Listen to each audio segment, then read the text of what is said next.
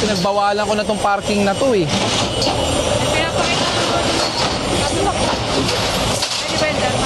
Wala naman ticket eh. Nasaan ticket niya? Ano po, wala nang parking ticket yung sakyan eh.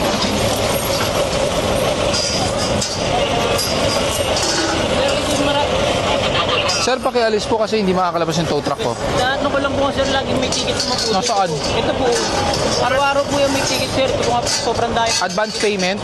Hindi po, araw-araw po po. Nasaan yung ngayong araw? Nandito po, tuwing umaga po yan. Ito po. Wala po. Araw-araw po yung may ticket. Boss, late na dumating yung parking attendant ha.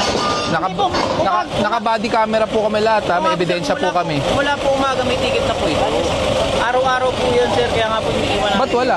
Pwede po ba makita yung video sir? Pwede po. Sige, pakita mo yung video mo. Saka sir, ganito, habang naninikit kami rito, dumating yung parking attendant, saka pa lang sir. Yun. Yung po yung, eh po sir, So, Sabi ko, yung parking attendant dapat ang maglalap. Kaya ko talaga. yan. Nasa wala bike po eh. siyang parking. Oh, wala po. Sisihin yung attendant, yung parking attendant. Sa umaga po, hindi siya nagbibigay. Hindi nga po. Sa tindahan. Anong oras na po? Mag-11. Dumating kami, wala pong parking ticket yan.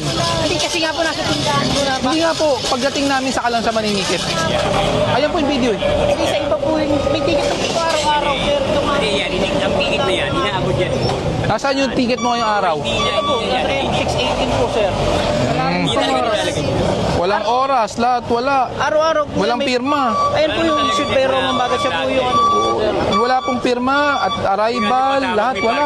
May parking attendant po kami dito sir. Wala. Nagpapayad po kami ng ticket. Pasensya na po. Hindi. Grabe naman yun sir. May irregularity yan. Pwede po ba i-check sir? Ay, Diretso lang po sa bike. Pakita nyo yung video.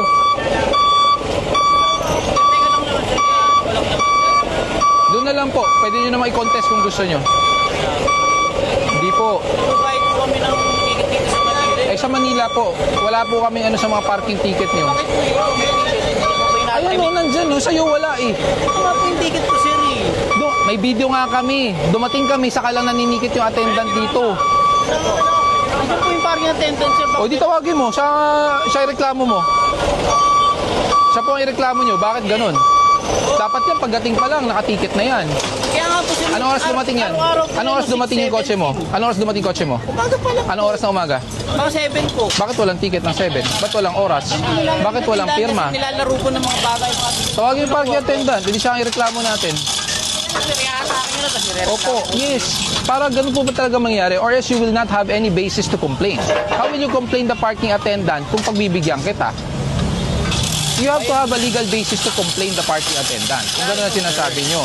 Saka tulad po niyan, walang time of arrival, walang pirma. Eh, medyo ano po yan. Medyo araw-araw po. 6, 18, 6, 17. Araw-araw po yan sa kompleto. Tapos lahat, walang oras lahat. Paano naman po yung nagbabayad po kami sa LGU? Walang oras lahat. Lahat po naman. Lahat naman po dito sir. Kahit tingnan niyo po iba. Nakakapagtaka po yan. Pinagbawalan ko na actually ito eh. Sir, paano yung iba technicalities? Ganun din. Ba't sa akin lang po yung If you're gonna go down the technicalities way, dumating kami may parking ticket sa windshield. Yung sa'yo Wala wala. rin naman po time yun sir. Wala rin mga... Pero may parking ticket. Pero sa'yo wala talaga. Hindi lang po nakalagay kasi po nasa tindahan. Hindi po ganun yan. Alam ng parking attendant, bakit sa'yo lang ang wala? Kasi nga po dito po nilalagay sa tindahan. Hindi, ang tanong ko, bakit sa'yo lang yung wala? Hindi ko po alam. Ay, wala tayo. Bayad po ito. Si Sir, aminado rin po yung parking attendant, nakakatiket niya lang din po. May video naman po. Ayun, umamin pala eh. Umamin pala eh. Ano po ba ang pwede po sa O, pakita nyo yung video. Umamin pala yung attendant nyo eh. Kakilala nyo yung parking attendant? Hindi po. Basta po tinitikitan lang po kami dito. Ito po yung bahay namin. Hindi nyo kilala. Hindi ko po kilala kasi nagka-park lang po. Ito lang naman. Pero alam niya na dyan iiwan. Opo. So kilala kayo. Kasi kung hindi nyo kilala, hindi kanya kilala, hindi niya alam saan iiwan yung parking mo, yung ticket. Paki-bird mo ako dyan ah. Public place naman to, wala naman data privacy if you're in public place. official eh. Oo nga, pero di sa public Sa place. privacy ko po yun. Walang problema, i-blur naman ka namin. Yun lang sir, baka pwede po makiusap dun po. Natawagin mo yung parking attendant. Siya ang ano yun natin. Siya ang ireklamo natin. Kasi yung mga yan nakapark yan, taga dun pa. Ano, walang lisensya? I-tow nyo na.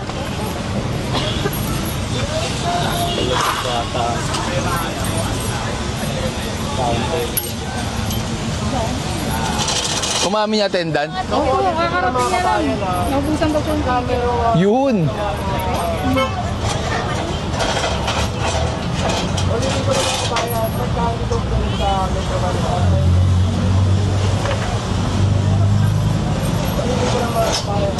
Umamin po pala yung parking attendant nyo Ayun po yung parking. na naubusan siya ng ticket. Kaya kararating lang niya. Asan yan? Oo. Naubusan ka ng parking ticket. Kanina. So hindi mo siya May natikitan. ticket na po yan umaga pa lang po. Saan? Na kay Kuya Ed po. Umamin ka sa video namin, kararating mo lang, saka lang naninikit. Hindi, nandito po pero ayan po meron yan. Lagi po tunaw na Meron sir. po yan. lagi Bakit mo po yan iniiwan meron. sa loob? Kay Kuya Ed po kasi So kilala mo siya? Napapaglaro. Eh, ba't yung iba hindi? Alin po? Ba't yung iba nasa windshield? Kasi po ito po kasi yung bahay niya po. May ayun video lang po kami, sigurado ka? Opo. Nasaan yung video? Sabi daw niya may ticket daw pala kanina umaga. Ito po meron yan. Yung the rest po na na-towing nyo, wala Sinasabi po ko talaga. sa inyo, alam ko kalakaran nyo ah. Wala pong ticket yung nakuha po kanina. Pero ayan po. Pag ako nalaman ko hindi totoo yan, Apo. ikaw irereklamo ko. Ako mismo, irereklamo kita. Meron po. Meron po yung promise po. Ba't walang oras, walang arrival time? Lahat. Meron po kasi. Bakit? Ano po puro residential po. So what? Kung residential? Bagay. So overnight parking lahat to.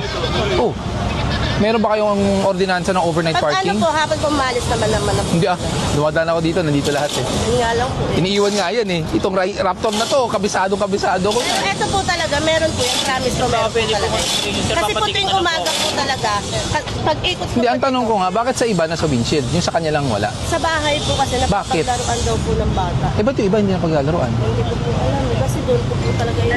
Sabihin mo ang totoo. Apo. Lalo to lalaki pag hindi ka sabi ang Hindi po, totoo. Akin ang video. Totoo po. Totoo po. Ito po. Doon po ako nagsalita kay ate. Yan yung wala talaga na parking ticket, sir. Yung yung isang phone nakuha ni Jen, tsaka lang sa dumating nung napagbigyan. Nasaan ka? Bakit nawala ka? Di ba parking attendant ka? Dapat nandito ka lang. Kuha po ako ng ticket sa Wala kang karelyebo? Wala po. Ako lang po talaga. Problema yan. Nahagip mo ba siya lang po? Sa body ka? Kasi sakto yun eh, nung dumating siya. Wala ka. Oh. Nanikit siya doon. Uy, nasa gitna po ako pero ito Meron pala sa'yo. Nasa doon ba? Nandun pa, di ba? Yung kararating yan, yung nabidyoan mo. Naka-guide Ikaw si, Roma po. ba't walang pirma mga ticket mo? May tatak lang po sa amin. Hindi ka pumipirma? So ano ang legal responsibility mo saka accountability mo kung hindi ka pumipirma? Pinagtatataman lang po sa Pero dapat pirmado yan. Ba't sa iba pirmado? Sa TAF pirmado. Kasi po ito na po yung tatak ko na po. Kaya nga po galing nga po ako sa opisina po sir. Ayan eh. Wala ka po yung tatak. Kasi nga naubusan po talaga. Wala eh. Pero ito po talaga sir. Ano po yan po Ano talaga. pa pwede? Kakilala mo? Sina po. Sa kilala mo? Apo kapit ba? Dito lang din po ako. Kapitbahay. Yun. Pero parking natin. Depende po sir. Totoo po. Kaya nadudulas eh. Kapitbahay. Kapit ba? Totoo po. Dito po. So kilala mo siya. Kasi sabi niya hindi ka niya kilala eh. Hindi mo ako kilala. Ayun yung magka-close na magkakilala. Oo. Hindi mo ako kilala. Yung magkapit bahay. Pero sir talaga yung natawin po talaga. Yung totoo. Hinayaan ko Yung na po. totoo muna. May ticket to o wala? Meron po. Anong oras mo inisyuan? Sa 8 po. 8 po nandito na po ako. Eh 7 siya dumating daw eh. Hindi po umalis yan eh. O yun, di rin umalis. Hindi, 7 po. Kailan hindi umalis yan? Mula anong oras? Mula kagabi? Gabi pa po. So kagabi nakaiwan yan dyan. Naka-overnight parking. Oo nga po, kakarating po dito na 7 po sa sasakyan dala ko, sir. Kasi po, Tuwing ako 8 po, nandito na po kahit ako. araw-araw po may ticket po yan. Ano ang patakaran natin sa pay parking? Yung totoo, 8 hours po. 8 hours. So mula kagabi walang parking ticket yan, naka-overnight. Di ba bawal ang overnight parking? Hanggang ano po kasi ako, hanggang 5 lang po ako. Yun. So ayan, lumabas po ang katotohanan. Kasi hindi po namin totoo yan pag alam ko may parking ticket yan eh. Sinabi na nga po. Ang problema nga, aminin man natin o hindi, nanggaling na sa kanyang impormasyon, ang sasakyan mo, sabi mo, dumating ka 7. So, dapat may ticket na yan, di ba, pagdating. Kaso, wala siyang ticket. Dahil wala ka kanina. Alas 8 po nandito na po. Alas Alas 8, 8. ma'am, di ba nakikita niyo? Alas 8. Pero ang coaching to, hindi to umalis mula kagabi. So parang Lahat naman po yan, sir. Di mo po maalis sa gabi. Wala. Kaya nga dapat may parking ticket yan, tuloy-tuloy 8 hours yan eh. Tama? Pag gabi 8 hours, tapos umaga 8 hours. Ano po, Tuwing umaga lang po kasi siya tuwing umaga nagtitigit lang sa po. lahat. Wala naman po nagtitigit dito sa gabi. Sa gabi po wala. So pinapayagan yung overnight parking dito kung ganun. Hanggang Grabe 8 yung hours. ordinansa. Sarap iparibok to lahat ah. Ang gulo ng ginagawa niyo. Basta pong Pag ito po, pinatanggal ko ang parking, kawawa po kayo lahat. Sabi ko, dahil lang dyan sa isang coaching yan. tuwing umaga po kasi nagpapatikit po talaga kami lahat dito. Sa hapon po hindi ko po alam. Yung totoo, bakit wala yung sa windshield yung sa kanya?